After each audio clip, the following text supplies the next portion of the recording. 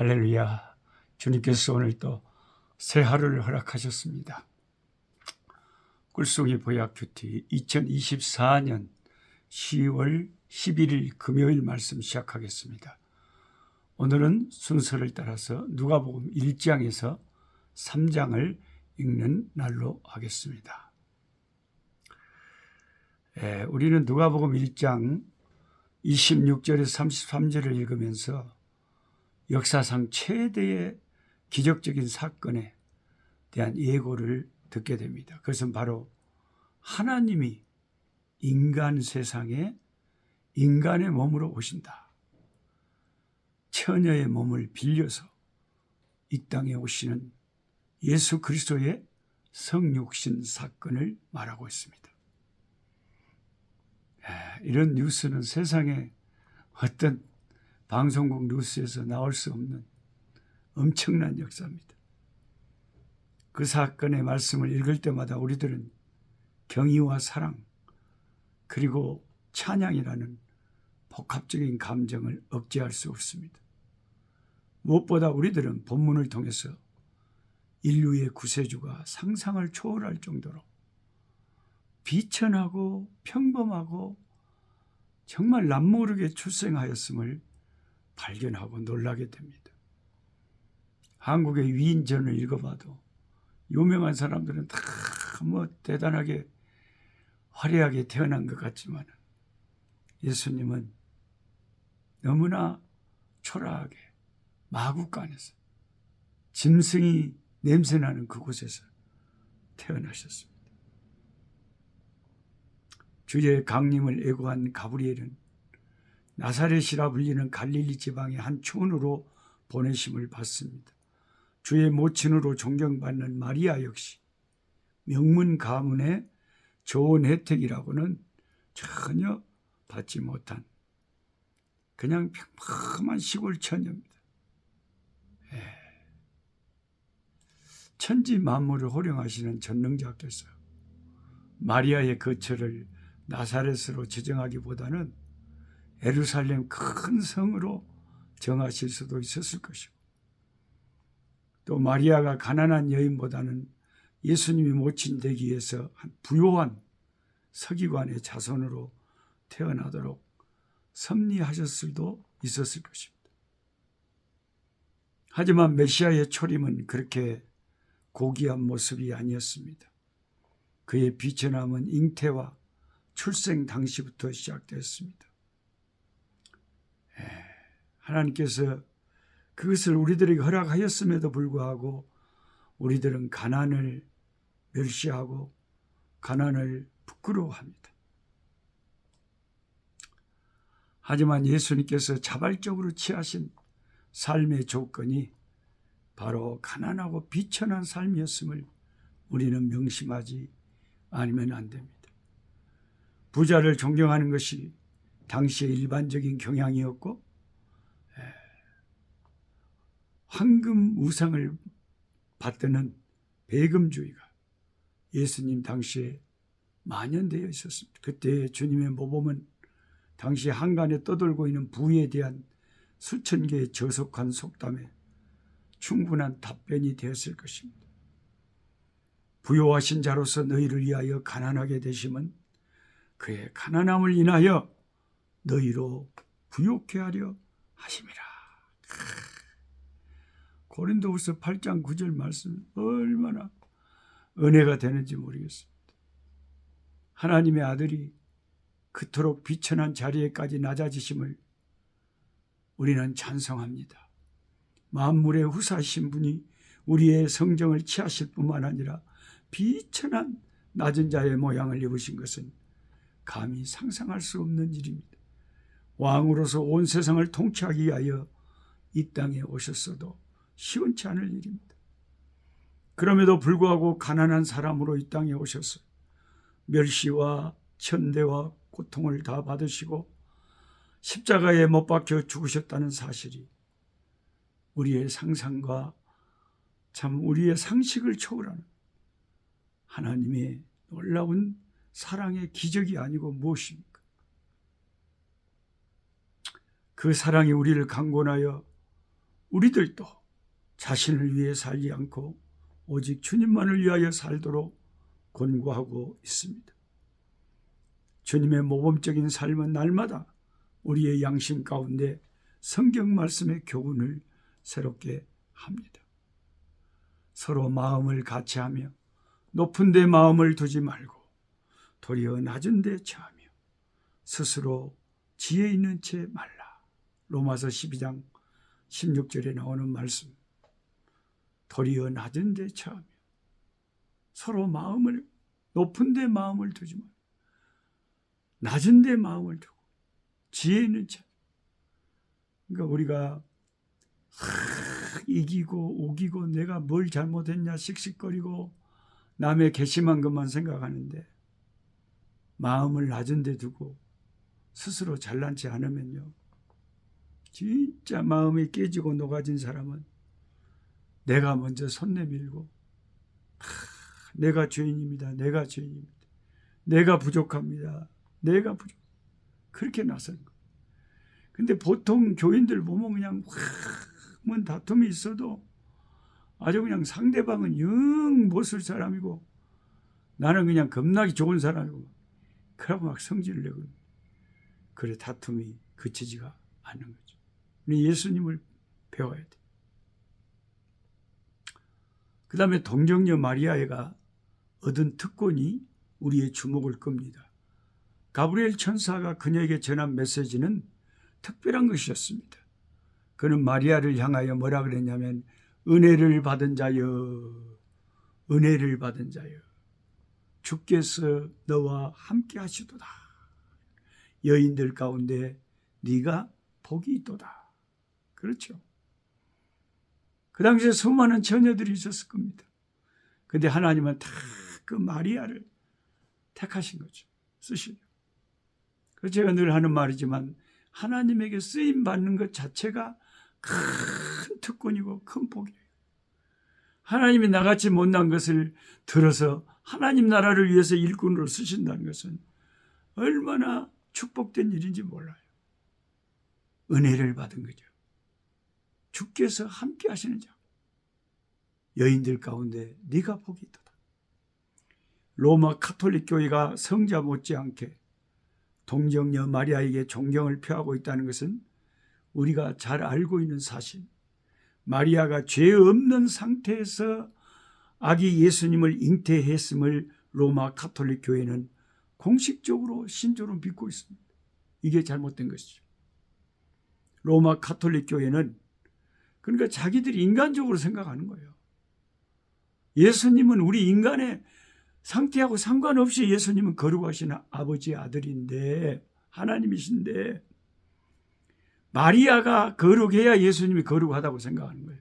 마리아가 죄인인데 어떻게 마리아 뱃속에 있는 그분이 거룩할 수 있냐. 그건 사람의 생각이죠. 그럴 수도 있죠. 하나님은.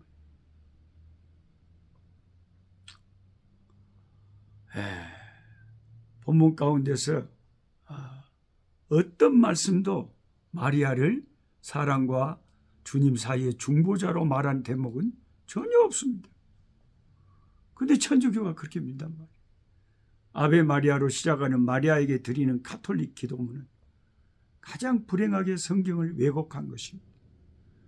가브리엘 천사는 마리아에게 인사를 했을 뿐이지 그녀에게 결코 기도한 것이 아니었습니다. 천사가 마리아에게 인사했다고 해서 우리가 마리아에게 기도해야 한다고 적용하면 성경을 잘못 왜곡하는 것이죠.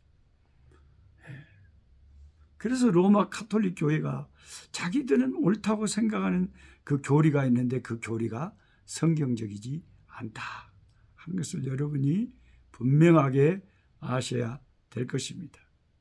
제가 만약 가톨릭 신부였다면 지금 막 그 유튜브에도 많이 나오는 뭐 황성현 신부 막 맨날 행복하게 살고 노후에 어떻게 살아야 좋고 노인들 막 모아놓고 막 재미있는 이야기하고 그래서 많은 사람들의 인기를 끌 수는 있겠죠.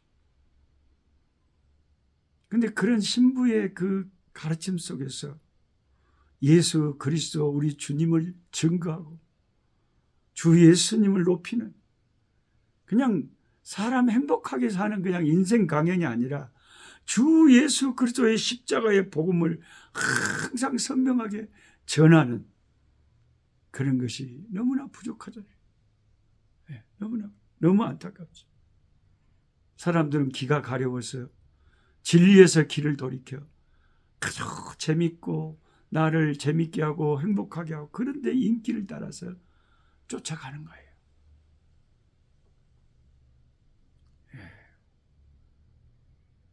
어떤 사람들이 예수님 모친을 향해서 당신을 뵌 태가 복이 있도소이다 라는 그런 마리아에 대한 말을 했지만 예수님은 누가복음 11장 27절에 그 배가 복인 것이 아니라 오히려 하나님 말씀을 듣고 우리 꿀송이 식구들처럼 말씀을 듣고 그 말씀을 순종하고 지키는 자가 마리아보다 더 아이를 뵌 태보다 더 복이 있느니라 분명히 주님이 확실하게 말씀했는데 천주교 이 사람들은 이런 말씀에 주의를 기울이질 않습니다.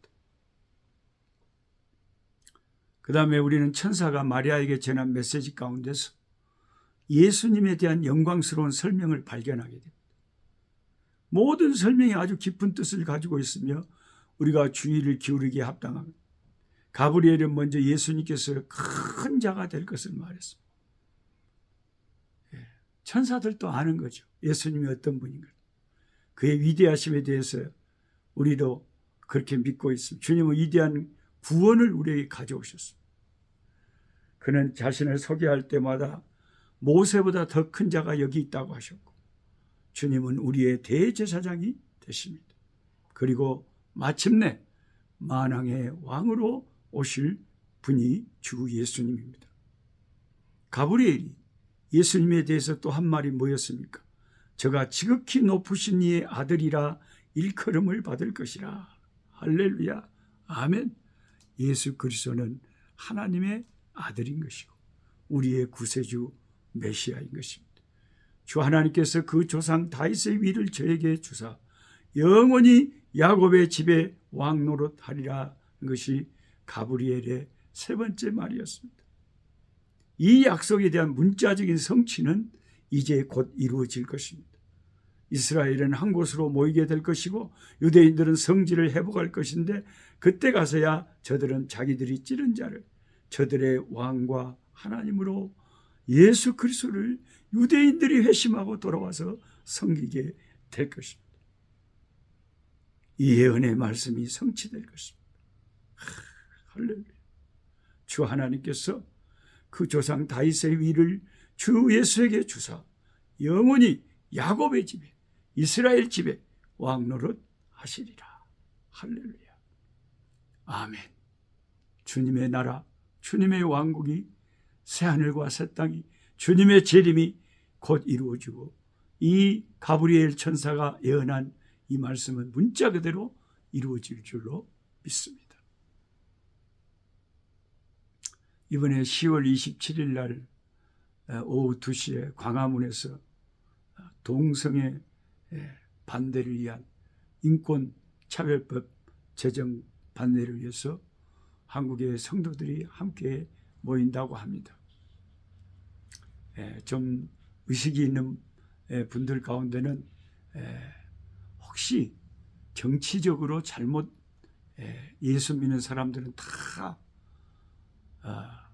어떤 정치적인 어떤 그런 것을 펴내는 그런 것으로 오해받을까 봐서 의식 있는 목사님들이 조심스러워하는 분들도 계십니다. 그렇다 할지라도 우리나라가 여러분 그 차별금지법이 통과돼 갖고 동성애가 합법화되고 그래서 저도 이렇게 성경 공부하면서 동성애는 죄악입니다. 그것은 하나님의 창조 원리에 어긋난 것입니다. 그것은 하나님의 진노를 불러올 것입니다라고 외친다면 저는 감옥에 갈 것입니다. 법에 저촉되잖아요.